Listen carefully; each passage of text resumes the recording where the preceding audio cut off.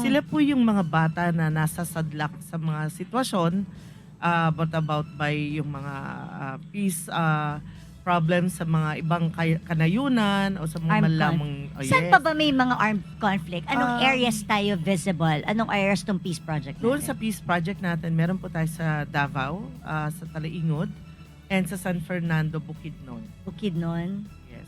Saan sa Davao? Sorry? Davao Del Norte. Del Norte. Okay, Yan, nalito Del pa Norte. ako sa Kaya Norte nagulat ako, and Sur. sabi ko parang imposibleng city Yes. eh. No. Davao del Norte. Talaingod. Ingod. Ingod. So sinong naglalaban Itong mga doon? batang ito, ma'am, I mean, sinong may armed conflict doon?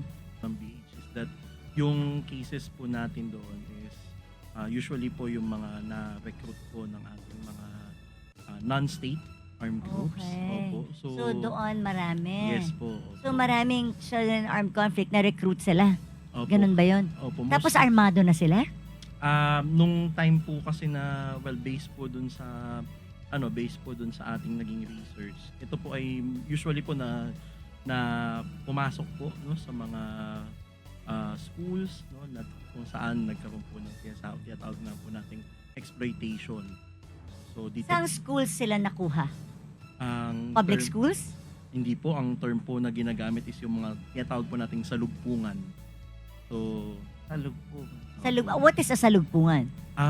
these are what we so call po kasi na mga indigenous schools no na kung saan ito po ay doon lang po nag-aaral yung mga batang IPs po natin, which are usually po ito po yung mga nare-recruit talaga po.